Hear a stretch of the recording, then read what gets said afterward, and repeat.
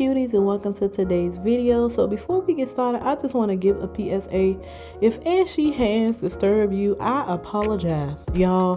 When I was doing this, I did not realize how ashy my hands were, but my hands are usually ashy in my videos, I'm not gonna lie, because I wash my hands ahead of time and I don't want to go and put lotion on it and things like all these oils and things that could just disrupt the adhesion, just because I struggle with lifting sometimes on certain nails, because I'm still like, as much I've been doing polygels completely for about a year now, but even though they look good and things like that, I still struggle like a struggle with lifting. I'm probably actually going to do a video and expose it myself, so look out for that, because I feel like a lot of people they like to talk about it once they've passed that phase. I want to talk about it now.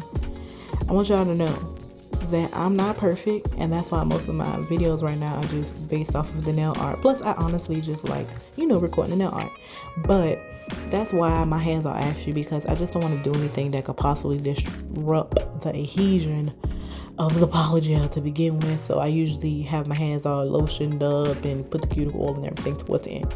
So I'm sorry for the ash, y'all.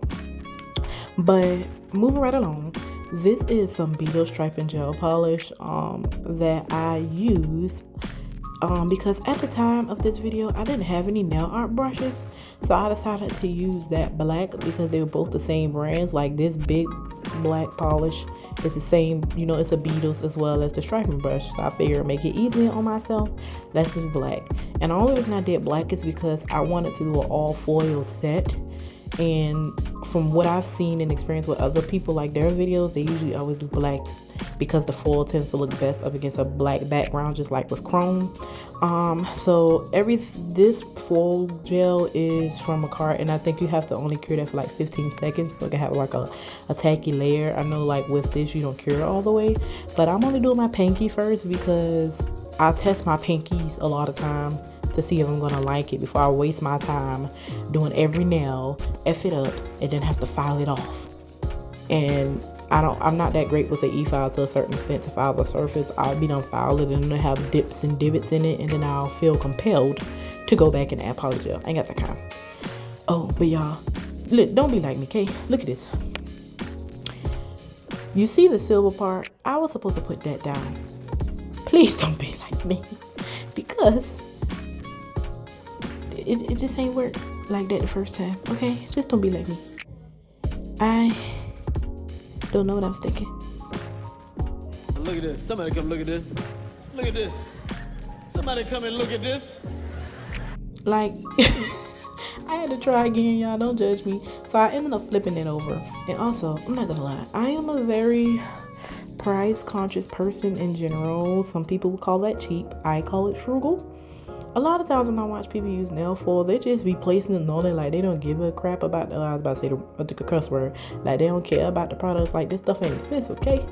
I be trying to get every little piece. So if it didn't come off the first time, I'm gonna try to place it back on top and see what all I can pull off before I move on to the next section, okay? Because I get nail supplies with what I can while I can for however long I can. And a lot of times I like to wait for sales because I'm trying to be frugal and things like that, and use my money to the best of my ability. But that's all I'm doing. Honestly, watching this back on that ring finger, I should have probably left the nail bed where it was the first time, but I wanted to bring it up a little bit more because I did want the tip to show a little bit more, because the whole point of this design was to show off the foil on the tips. So I actually wanted I didn't want a deep French or like a deep nail bed. I wanted the tip to actually be pretty long, so that when I put the foil on it, it would be the focal point of the nails. But yeah, that's all. It's very easy to do it with the striping brush. If you have some of these versus the nail art brushes at times, just depends, but it's also just personal preference. But I'm gonna let you guys watch me do that, and I'll pop back in towards the end.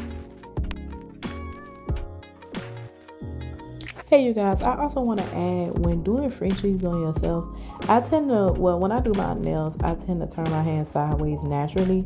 But when you're drawing things like French tips, turn your hand straight, like as if you were holding it out to look at a design or something, because if you keep your hand sideways, you're going to make your French tips crooked. So always try to make sure you turn your nail like pointing forward or something like that, so you can see what it will look like so that you can draw your Frenches corrected. So that's why I turn my fingers a lot. But if you're like a beginner or somebody who's never really drawn Frenchies, I just kind of wanted to put that tip in there for you because that's something I had to learn. Because one time I thought I was doing them straight and I had to look at it. I was like, oh shoot, these things are crooked.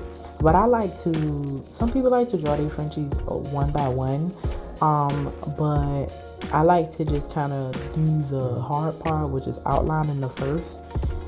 So I like to do that on every nail, and then I'll go back and, doing it the way that I'm doing it now, which is very, it's easier, especially if you're a beginner, to eyeball it. Because I notice a lot of people, when they have those fine line brushes, they put the polish on that and fill it in. But my fear is making sure the line strokes look even from that method. And I feel like I wouldn't do it as good as them.